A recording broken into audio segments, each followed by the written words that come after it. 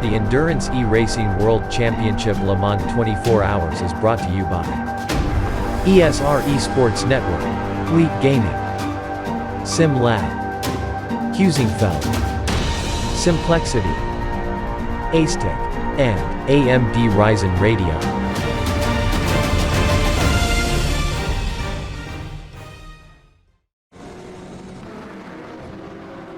Welcome back to Le Mans for the GTR 24H EEWC finale here in 2020. We've had a very interesting last half an hour, I think that's safe to say, and we're about to get more interesting as well, with Team Rookie Monsters coming in from third place. We're going to see what that gap is now to Marcel Cincic, because he's going to have gained a lot of time in that Code 80. And also down in the GTE category, we've got DGTL versus Simply Race, and it could even be important for the championship. If Musto fall apart, then Simply Race could end up picking up the pieces here. This is the battle for 5th place between those two as well.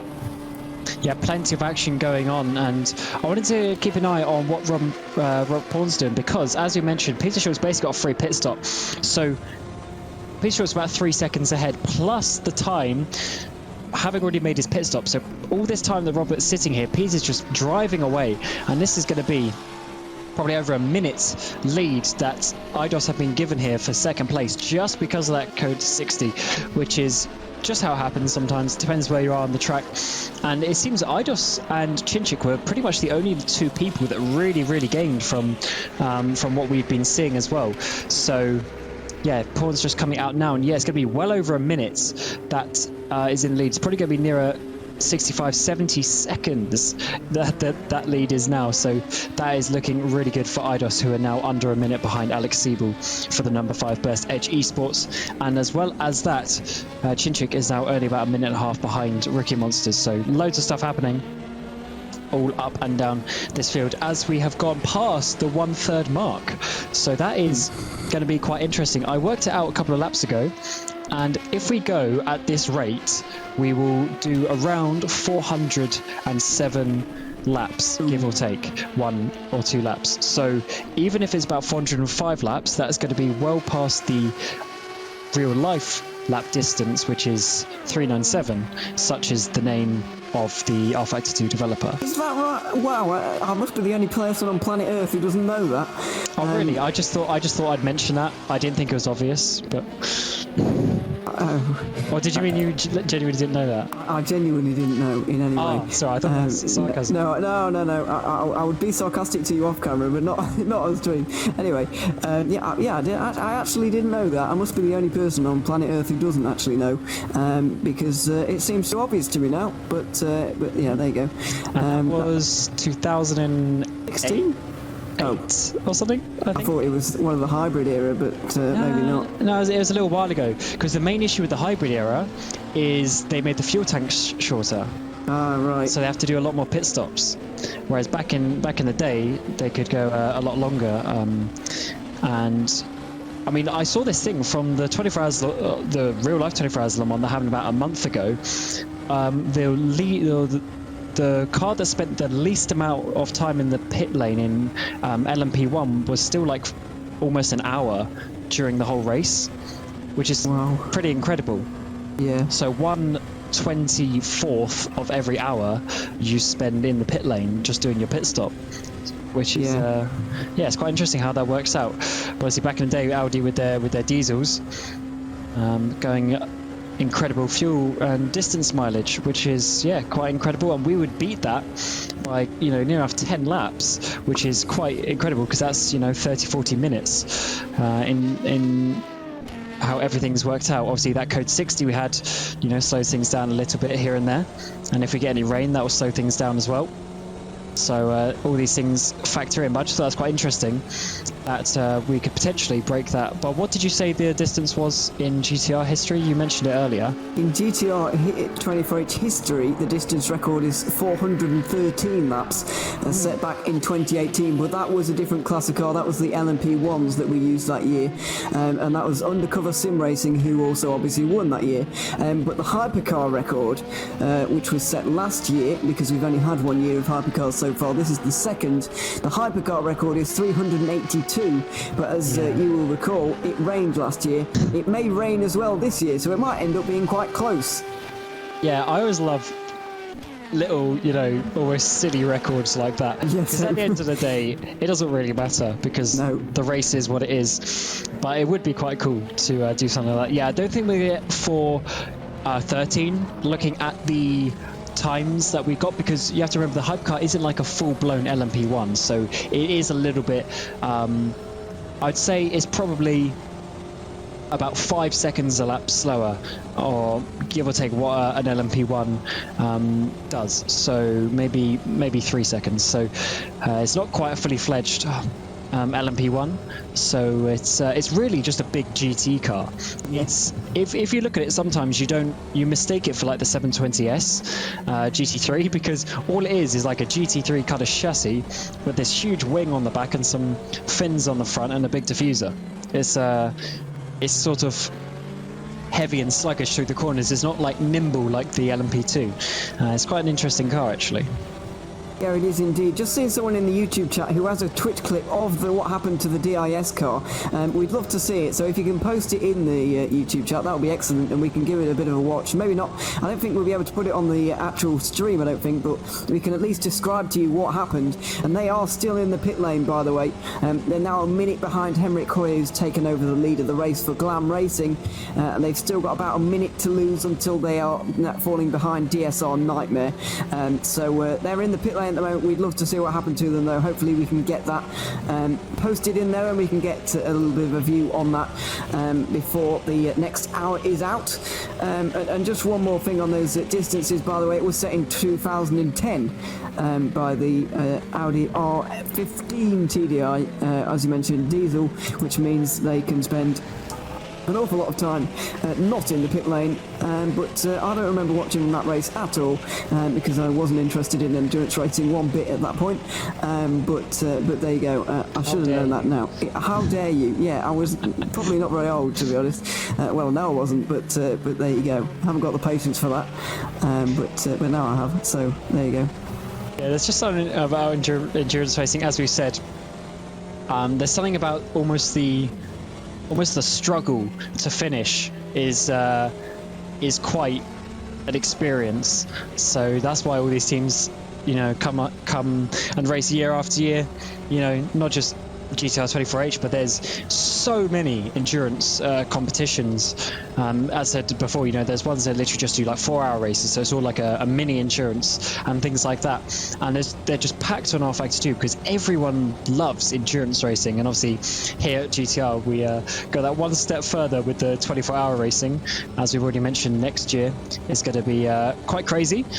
With it was 6, wasn't it? 6 24-hour races. It's going to be really good fun, and I expect that to be a good season of racing, as well as we are coming to finish this one. But we've been on board with John Munro for a little while in the what's that, number 15 Simply race car, catching down DGTL.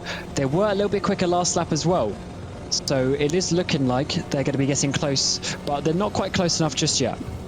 Yeah, they're trading lap times at the moment, really. Just under a second is the margin. This is the battle for 5th place, which is going on. They're kind of in their own world at the moment. Liam Rance is over a lap in front, and they've got 30 seconds behind, so they're really focusing on each other in this battle at the moment, and it's not really getting any lower than 1 second. It's just toing and froing and all of that. It's just very nail-biting stuff for those guys at the moment. In the rest of GTE, Giordana Valerioano has just got into the Musto car, but they've lost a lot of time in that last pit stop. They're now just under 40 seconds of a lead over Wojtek Polesny, who's also taken over the 74 Deuces Motorsport Club car. They've got about half an hour left on their stints at the moment, other than Musto, who are running it a little bit longer at the moment. And then you've got Sol Sanchez and Liam Rance, who are still lapping a little bit slower than those two, but nevertheless they are just in behind. Don't know what happened to Musto to mean that they lose so much time, because they had a huge lead before, but now it's only down to just under 40 seconds. They just pit. Yeah, I know, but their gap before that pit stop. The gap before, if you see what I mean, on the last pit stop cycle was a lot bigger than that. It was more than a minute before, and now it's below 40 seconds. That's what I'm wondering about. Maybe Valerioano did make a mistake. Didn't notice anything though. Oh. Hadn't seen it, but yeah, potentially there was actually a little bit of an issue going on. Obviously, we can't see every car there, and to be fair, there's quite a few cars out there because we've now had two DNFs now? Yeah. Because the ground effect car is also out of the race, so we're down to 41 cars. The B32 managed to get back in, which is really nice to see. But yes, we're down to 41 cars. I think there's only 2 DNFs so far, which is, to be honest, quite remarkable considering how many hours we've had of the race so far. Obviously now being 8 hours and 15 minutes into the race. Yes, they are indeed. So yeah, down to 14 LMP2 cars and 14 LMP2 cars and 9 GTEs, but we've still got a full 6 hypercars at the front of the field, as you might expect. And in GT3, we've still got the full 12 remaining on the circuit to give us 41 cars still running out there on the circuit at the moment. That is a much higher percentage of the cars running at this point of the race than have been in the real life Le Mans at any point really. I seem to remember it's about 40 by sunrise, I think, at Le Mans normally, and then it kind of the accidents and the things like that, and the retirements really slow down once the sun rises again. But yeah, still there's about the same amount of cars you would have in a real life Le Mans. Hopefully we do get to those kind of numbers by the end of the race. I'll just check how many cars actually finished Le Mans this year, see if we can actually beat it, even though we started with a third of less cars, because that will be an impressive feat. It's been a very clean race so far, other than that code 60 we've had to enforce. It's been a very clean race, and I haven't seen a car-on-car incident for a very long time indeed. And just seeing now, Chinchik is really close to the back of Ferrari, so trying to work out if this was actually for position or not, but he's now going sort of down to the inside of Mulsanne Chicane 2. I'm trying to remember exactly where they were for trying to work out where exactly they were before this, but either way, they're fighting now. Chinchik is trying to come at Farouk, and I think this is this is going to be a good position for him because he's got a good slipstream now down on the inside of Mulsanne corner. Farouk is going to have to be blocked a little bit by that Ferrari, but actually no, Chinchik backs out of it a little bit and then goes back on the brakes, lifting off the brakes to get that inside line, and now he has made that move stick, but Farouk is close enough and he will get the slipstream all the way back down up towards Indianapolis. Yeah, he will indeed, and this is the danger that you have at Le Mans. It's why the battles last so long and why they're so interesting, because you can just to and fro for ages. This is for fourth. I wonder if Chinchik has made a mistake, which has meant that he falls back behind Farouk, and he might do again here. The one-move car moves to the outside, cuts across the nose, and gets that position into Indianapolis. The light is starting to fade now, and the position as well from also Chisnik just fades away ever so slightly, and now he's going to have to work on that all over again. I'm going to wait to see what the lap time is on this time by, because I think it could be the result of either a pit stop, which I didn't see personally, or an actual mistake that he's made. It's hard to remember exactly where every single person was on the track, but obviously Chinchik gained quite a bit because of his pit stop that he made, but that could be the reason why he's already made a pit stop that we missed, but we will see anyway in a few laps time that will confirm it or not. Either way, he's once again looking very quick, now coming up behind the number 51 Porsche as well, before coming up to the Ford chicanes to try and catch down Farouk, but he's doing a pretty good job at the moment. Is the one move driver holding on, obviously getting that position back, looking very good indeed. I did say, maybe he wasn't quite as good or quite as quick as Domingue or to Crop, but he's actually holding his own pretty well in the couple of hours that he's been in the car. Yeah, it seems to be inside of turn number 1. Chinchik's going to have a look. That's going to be the outside of turn 2, though. That's not going to be the place that you want to overtake. and through the chicane under the Dunlop Bridge. The Varga Sim Racing driver now round the outside. This will give him the inside though, but then once again that will turn to the outside, so he's going to have to do something really major here coming through the Forest S's, but that is not going to work, so he's going to have to wait until the Mulsanne straight to try and make something happen. But look how close he is, diving on the inside attention, not what you want to do, and that will also lose him a bit of momentum here.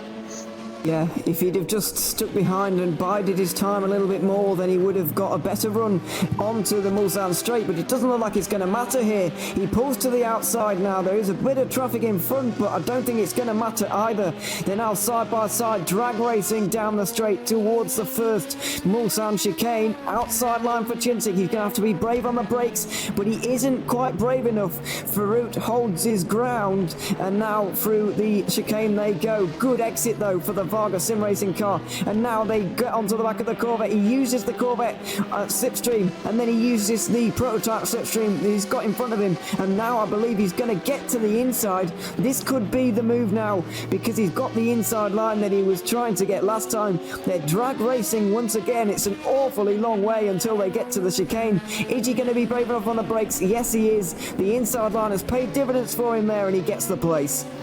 Yeah, that was a nice little battle there between those two drivers, giving each other quite a lot of respect. Nice amount of space, but Chinsik is through and up into 4th place in class. So this Varga car has been slowly working the way up all the way through the race. Remember, they were all the way down battling with the likes of Zuba and ProSim, and now they are miles ahead, so they've done really good job. Obviously that extra pit stop, or saving the extra pit stop, does help a little bit with that, but in terms of raw pace they've really been on it, and now they got to try and catch down best part of 2 minutes to Robert Bourne. So I'm not sure exactly how the pit cycles are, but either way, a podium is still just about in sights for this 117 Varga Sim Racing team.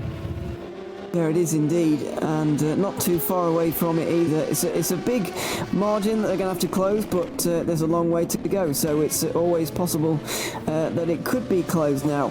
But now that he's made the move on Ludovic Farouk of one move, I believe that he'll be able to push on now, as long as he doesn't make any more mistakes. I can't tell you if there was actually a mistake leading up to that pass there, because I didn't see anything wrong with the last couple of lap times from Chinsik, so maybe it was a pit stop that we didn't see, but for whatever reason he was battling again, and he came out on top again, so he's executed that pass nicely, and now he's going to be able to push on his own, I think. Yeah, definitely will. He's been setting some good laps in general, and he's obviously, doing pretty well. So, as we're talking about the LMP2s, I just had to take a quick look at the leading in LMP2. Obviously, Alex Siebel's in the car now, number 5. I believe this is his first stint in the car this race, at least I haven't seen him in the car just yet. So he will be in there for a little bit, because I was speaking to him and Dennis Jordan. I believe these two are mainly going to be doing the night stints. Obviously, he's getting to that sort of time, 9:30 local time. So they will be, probably being in the car for the next few hours. But just behind them, well, I say just behind them, Peter Schultz is still quite a way behind, but he is sort of doing okay pace, and he's actually caught down another couple of seconds since the pit stop, just on pure pace. So I still wouldn't count this IDOS car out, but it is going to be very difficult, and maybe we'll see a drive swap for them soon, and maybe a different driver will be even quicker than Siebel, and then maybe they can try and catch it down, but that is probably a little bit too far to do on just raw pace at the moment. Yeah, it is. It's going to be difficult for them to execute it from here.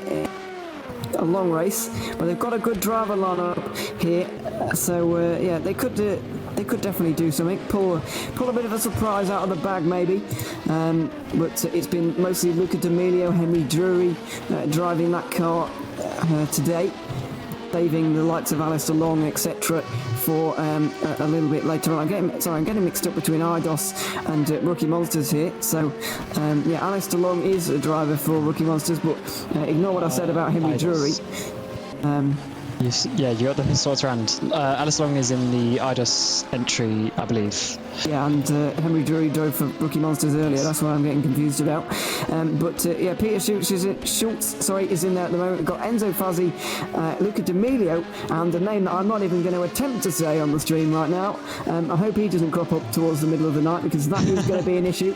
You're half asleep, yes. But yes, when I'm half asleep, that's going to be a massive problem. But either way, Luca D'Amelio has done an extremely long first stint, and now it's the turn of Peter Schultz to actually go out there and do what he does best, and he is doing it right now, pulling the gap down to about 53 seconds.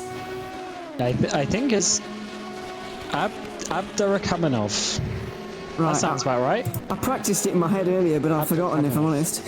Yeah, that is some name, but hopefully he can be on the pace and obviously helping that team go forward as they try to chase down that number 5 entry. But as we said, on pace, that is a lot of time. But they were within a tenth of each other on the last lap. Schultz just about getting that accolade of being quicker on that final lap. They're about over a second quicker than Robert Pawn as well. So still pulling away with Pawn now 72 seconds behind. So a bit of a shame for that 37 that they have lost that time. But maybe also Rob Pawn isn't quite their quickest driver. Maybe there'll be someone else who jumps in a little bit later that'll be able to gain a bit more time. I'm looking on board with Monroe, and he has dropped back a little bit from the DGTL, and he's actually getting caught up a little bit here with the traffic. Yeah, he is at the moment. This is a close battle now. It could get interesting. Oh no, that's not the GGL. I thought that was the GGTL car. That's what. Yeah, John Monroe getting caught behind. I see what you mean now, because I was getting confused there. That is the ID Sim Sports Aston Martin, and not the DGTL Ferrari, which it is, I believe it is. Yeah, that's a complete confusion on my part. Apologies for that. But oh dear, I can see him in the waiting room. For IDOS, he might be about to get in. I'm going to have to look at his name again to say it properly. Hang on a minute. Abdurahmanov. There you go. That's my best attempt I can give you at that name. As David Yunt comes into the pit lane, Swiss driver for Scuderia Basilia, and now I don't think he's in any danger of losing any positions here. He's got over a lap to Andy Tucker in the E-Team Brick car, so he should be absolutely fine to carry on in that position. He's just kind of waiting for a mistake from either of the two in front. Yeah, unfortunately, that is just the position they're in. They're in a bit of the what I would call the Max Verstappen position, where in F1 currently, he's in a decent position. He's doing all right, but he's got no hope of ahead or behind. So that's kind of the position that this car's in. But still getting a third place would be very good. Yeah, it would indeed. In the pit lane at the moment, getting some service, and he'll be back out there in a moment. But yeah, the closest battle out there on the circuit is that one between Monroe and DGTL. Just over 3 seconds is that gap right now. Things are starting to space out ever so slightly, but the battles are not dying down by any means. Got Drive Game Seat battling with Fair Racing Team. That's 4 seconds in LMP2, and you can always look to LMP2 for a potential battle. One Move and Varga aren't that too far away from each other, so maybe they'll close up a little bit later on in the race as well. Everything just carrying on at the moment. The darkness is starting to set in. And so we're going to take another commercial break here in a moment, or in a couple of seconds. But yeah, you're watching the GTR 24H EEWC finale from Le Mans, and in the next few moments, we'll come back to you with more racing from here at the 24 Hours of Le Mans.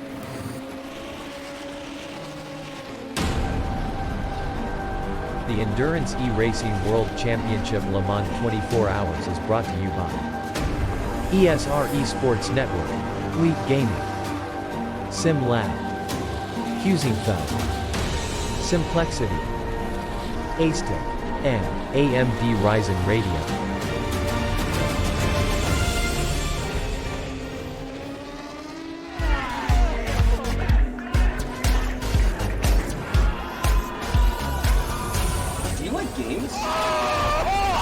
Do you like esports? Do you hate watching laggy streams of tournaments on 13-inch screens? Oh my god! Of course you do. But you don't have to worry about that anymore. He has a jump, son!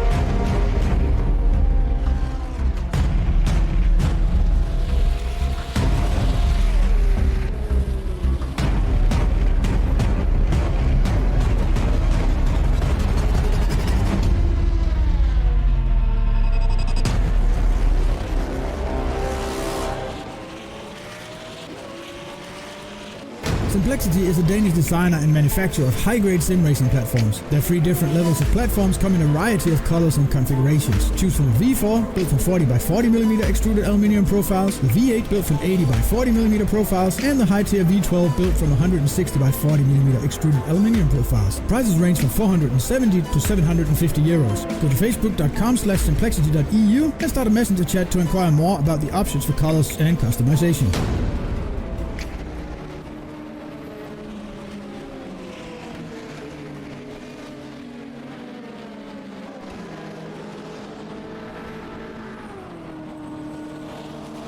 Welcome back to the GTR 24H EEWC 2020 finale here at Le Mans for the 24-hour race, of course. Peter Schultz is into the pit lane for IDOS, and Team Rookie Monsters are about to overtake them, it looks like. And that is the case, I believe, now. So, yeah. Let's see, has he actually overtaken or not? I can't say. So yes, he has. actually got in. So if you remember the last pit stop, I think they still came out ahead by a couple of seconds. So maybe Rick Monsters have actually caught them a little bit in total during that stint. Unless obviously the last one they didn't change tyres, maybe, which is why this is a little bit longer. That is actually probably what happened. But now we've got your man in with the best name in the world that I need to try and pronounce correctly. Ashat Sultan Abdurrahmanov, I think that's close enough, is now in the IDOS Motorsports car, and he might have a long name, but let's see how long he stays in the car as well. I don't know about you, this is the first time I've seen him, but yeah, we'll see what he's got. Obviously IDOS are in a good position, so they obviously trust him enough to obviously put him in there, because they're trying to get this win now. They need to do quite a bit of chasing on the Burst Edge Esports, but they're being put in a fairly decent position to do so. So we missed the brakes for that first chicane, so we will ignore that one and then see what he can do. But yeah, now they've got to chase down Robert Porn, although Porn, as you mentioned, does owe us a pit stop. Yes, he does indeed, and he'll be in for before long. I can't remember quite when it is. He's supposed to be pitting, but it's in a few laps' time, and so we'll look out for that one. But yeah, I can't say I've ever heard of him either. And on the timing, actually, and in the game, his name is ever so slightly shorter than it is on our spreadsheet. For a start, he's got one first name, sorry, on the actual game and not on the spreadsheet. And his second name is a few letters shorter than it was, or basically it's just the same but with no of. I think. Oh, you think it's too long? Okay. Yeah, it's cutting it off. Oh, I see. Right. Well, that's all right. Okay. Well, yeah, that's an issue. But it's like Adrian Harazoa or whatever his name is, isn't it? It's just ridiculous. Oh, that's these people. That's what we use as a benchmark for the FSR overlay for the width. You just know it's never going to be longer than that. Yeah. That is, yeah, it's quite a name, but yeah, let's see what he does. He's just come up to Munro now, and Munro is still trying to chase down DGTL, but he hasn't been close enough yet to be able to do anything. Oh, Munro there almost has a big collision with the IDOS car. The IDOS car is so lucky there. Oh my god, that could have been a huge crash coming into Indianapolis. That King is so dodgy. Maybe you'll get a little replay of that as well, because that is very close to 2 cars being out of this race. Yeah, that could have been absolutely massive there. Both championship implications as well there, which could have been hard, but fortunately for John Munro, he managed to gather it all up somehow and keep it going in a straight line. IDOS were a completely innocent party in that one, actually. Didn't do anything to actually make that actually happen. It was purely Munro losing it on his own. It would have happened if he hadn't had a car behind him, I would suspect. But that's just the kind of thing that can happen at that corner. It's such a dodgy corner, and with the GT cars, which have minimal downfalls compared to the prototypes especially, they can be really oversteering, especially on the entry to those corners, and that is just what happened there. He's going to carry on and soldier on, but his heart will be pounding after that. Certainly will. That is the corner that I crash every year I come and drive at Le Mans. It's such a difficult corner because it's just a little kink, and it's not really even classed as a corner on the track map, because Indianapolis is actually the left-hander after that. So it's kind of just like the kink into Indianapolis, but it is a proper corner, especially in the GT cars. You have to actively brake or lift off really early and coast all the way through, take a lot of speed off. So yeah, doing pretty well to save that, because the rear could have easily gone from Munro, and then that could have been a big crash. But either way, the IDOS car is now doing a personal best in that first sector, so that is not too bad to start your first time lap. Yeah, obviously the fresh tyres are going to be helping out just a little bit with that, but either way, good to get off to a good start in terms of the lap times in his chase of Burst Edge Esports, which is currently being led by Alex Siebel. It doesn't seem quite as quick as those around him. He has just taken over from Michi Hoyer and Jone Simoncic and Jesper Pedersen, those guys who are insanely quick, but yeah, he's not quite as quick as those guys, but he seems to be okay for now. No mistakes, certainly. And LMP2 further down the order, we do still have little bits of battling going on. Obviously, Filippo Caneo is battling or trying not to get caught by Cliff van der Vin. Although he is not succeeding quite in that at the moment. You see what the gap is. It's about 2.2 seconds as we stand at the moment, with Burst into the pit lane, and Ludwig Fruit is into the pit lane for one move as well. We'll see if they make a driver swap in this pit stop. Yeah, there might well be, because he's been in that car for a little while now. Let's just have a look to see if there's anyone in the server, which I don't think there is. So maybe he is staying in there for a little bit longer. So that is actually, yeah, I think going to be him for another stint. Alex Siebel's in for his first pit stop and is back out, and is obviously going to be easily ahead of Robert Pawn. So, because Robert also needs to make a pit stop. So I'm sure we're going to see that maybe this lap or the next one for the number 37. And remember, this is the class leading in the championship LMP2 as well. So they need to try and make sure that they are obviously beating the cars around them, which is the 199 ID Sim Sport, which they are doing, because that car, they're still racing, but I believe they're quite a way down. They're 12th in class and 18th overall at the moment, but they're all using the same rig at the moment, so we can't tell you who is driving. But somebody is. Anyway, we can definitely assure you of that, and they're in 12th, still running around here at the moment, and hopefully enjoying their day out in Le Mans. and yeah, we'll see where they end up towards the end of this race in many hours' time, as Cliff van der Veen now is really closing on Filippo Caneo, and Ludovic Verhout, having come out of the pit lane there, is now right in the clutches of these guys. Caneo is 1.7 seconds behind him, and he's got Cliff van der Veen for company as well. This is a very interesting battle now for 10th overall. Yeah, this is looking good. This battle is obviously coming to a head, and Fruit needs to try and... obviously, he's been in the car for a little while now, so he might have maybe getting a little bit tired, maybe. But he needs to make sure that he's still going and still trying his absolute best to keep these guys ahead, because he's done a very good job so far. So that is looking really good for him. And we've now got Cliff van der Veen in the number 334 Ferrari Racing team, all over the back of the number 33 Drive Game C entry, and getting the slipstream all the way down to the second Mulsanne chicane. He's going to pull out. Actually, he's going to go for a bit of a late dive here. Late overtaking move on the brakes. Can he make that work? Yes, he does. Can he keep it on the track just about on the exit as well? So he's made that move there, up into 12th place and 6th place in class.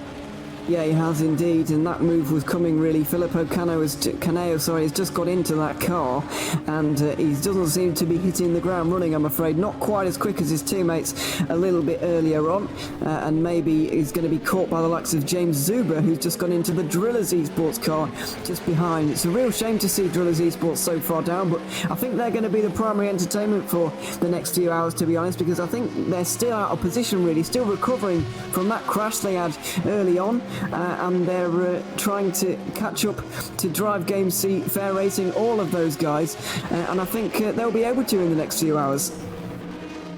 Yeah, and over the next few hours, we are hoping for some rain, and I think we can get some insight to that from Alex Skinner for another weather report.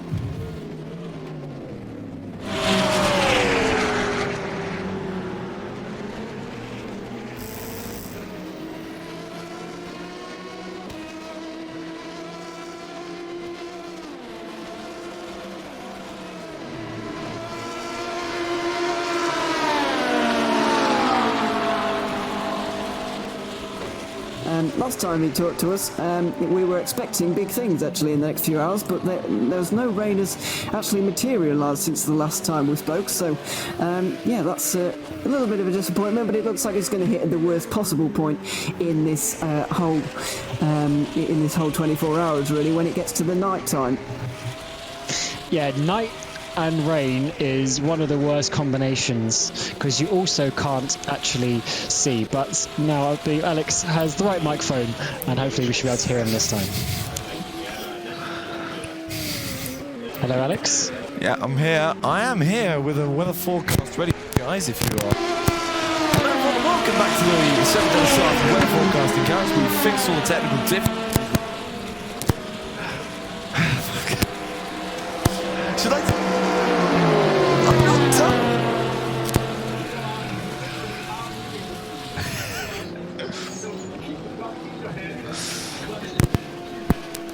Now.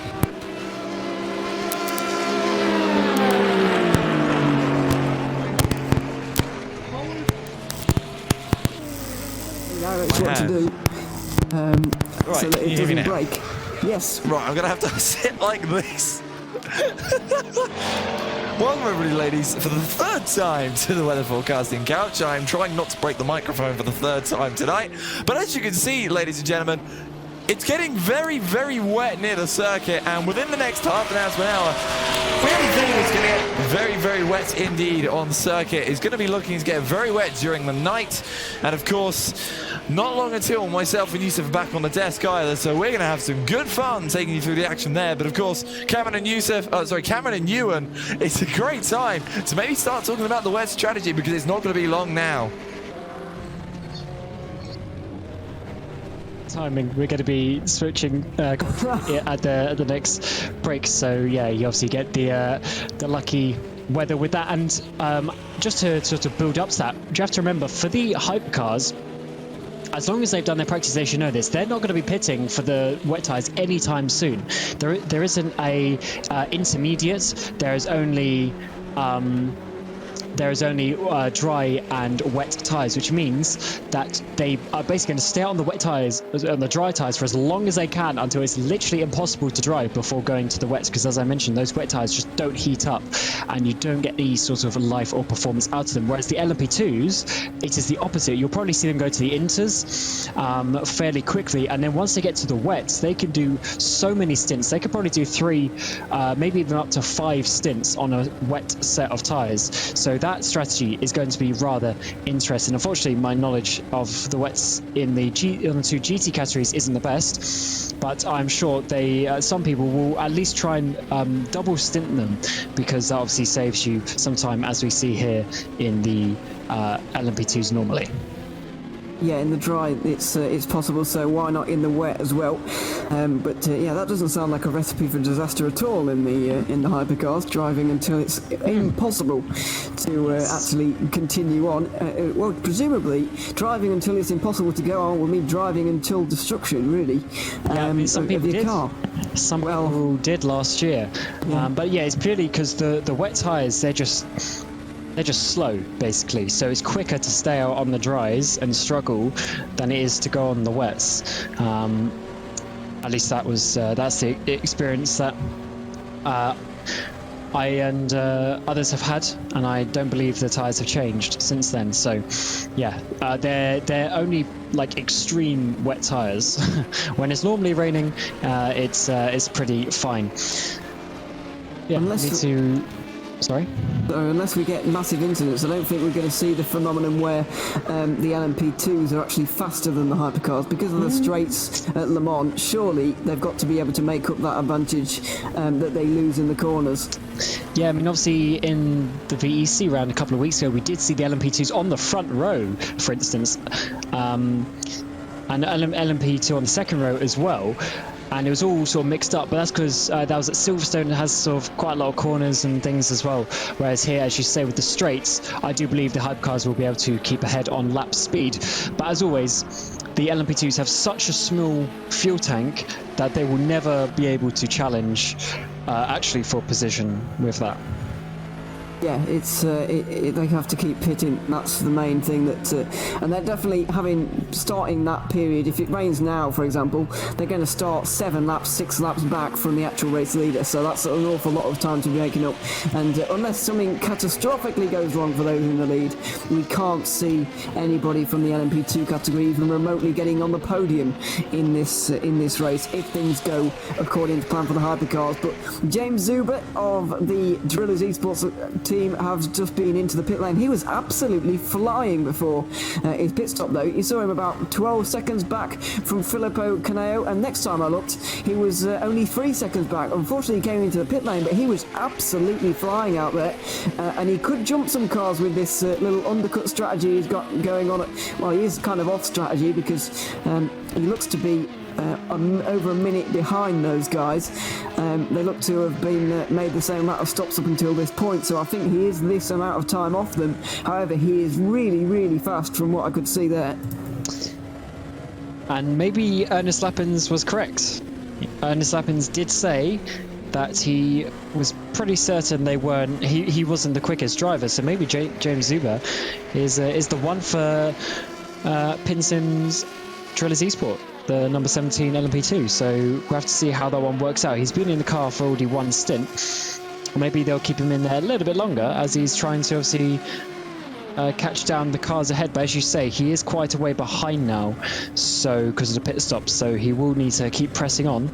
But yeah, pace certainly looking fairly decent, as I've seen Matt Beavis just get into the 37 LMP2, which is obviously Team Rookie Monsters.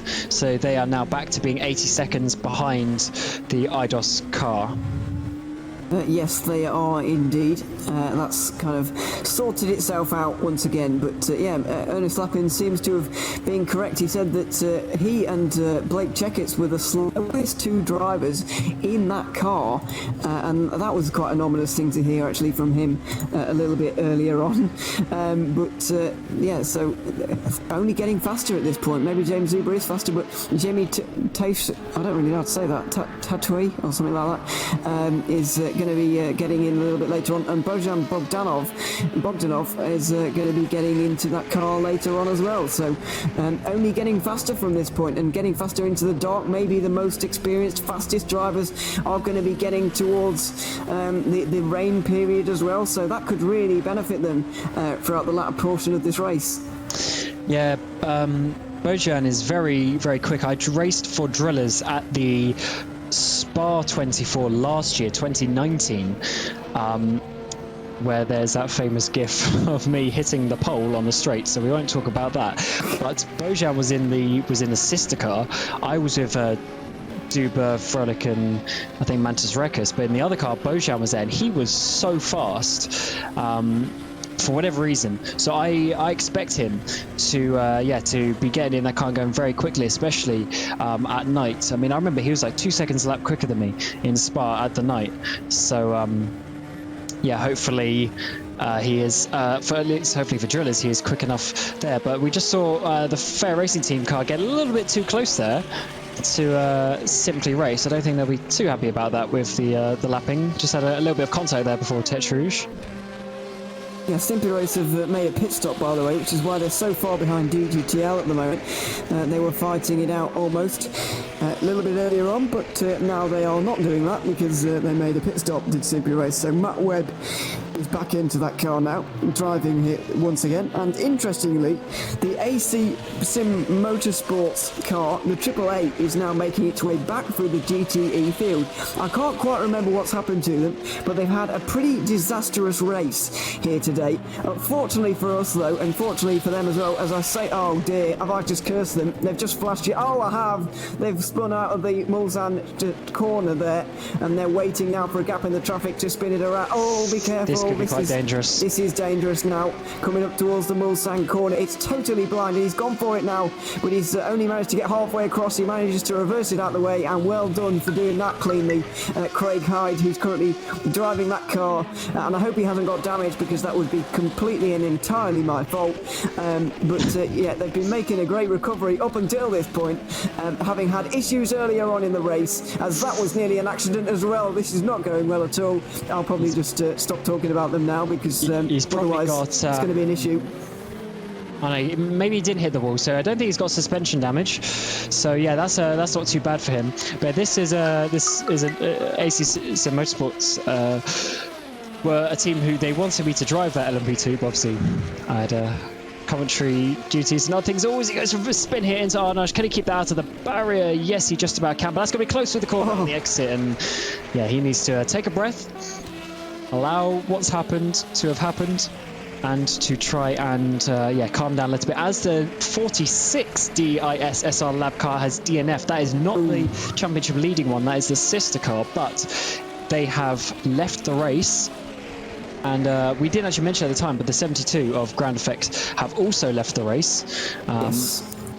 Not by choice, a few moments ago now. So yeah, the 46 has also gone. So that is now, I think, the third DNF, but I don't know if they're going to come back. We will have to have a look. But yeah, the AC Sim Motorsports guys, they did want to be in that car, and I would have loved to actually, but obviously they've had a bit of a struggling day, so maybe it's better to not do. But Craig Hyde is now coming back into the pit lane, and it's going to be another pit stop for them. Don't know what's going on, but still struggling a little bit. Hope for their sake they can at least get in front of the GTEs and rejoin their LMP2 pack that extends from 7th place overall down to 19th, and they can get ahead of all the GTs, but it looks like that's going to have to wait just a little bit longer. Closest margin on the circuit then has to come from LMP2 because of course it does. It has done for most of this race so far. Today and right now is no exception at the moment. We're seeing Cliff van der Veen close in on Ludovic Ferrut in the One Move Esports car. But down in GTE, just to update you, because we haven't updated you on it for quite a while actually, Musto GD Esports are still leading, but they owe us a pit stop in the next few moments. Deuces, World of Sim Racing and Satellite have all been in the last few minutes, and Polesny now has a 12-second margin over Sol Sanchez. Ian Pfeiffer has got into the Satellite car, he's a further 22 seconds adrift, so those top 4 in GTE are still very much in the game in this race. Yeah, they certainly are, but that comes to the close. Another hour, well, almost another hour of racing, but hour in real life, real time. So we'll go to another commercial break, but that would mean that me and Ewan are leaving your commentary for the next few hours. At least Ewan will be back later tonight with Ossian, but for the next few hours, you'll get Yusuf and Alex taking you into the night and up towards, I believe, about midnight, 1 a.m. So they'll be there for the next few hours. So we'll take a quick commercial break, and that'll be it for me and Ewan, at least for now. So enjoy the next stint of the commentary and enjoy these messages from our sponsors.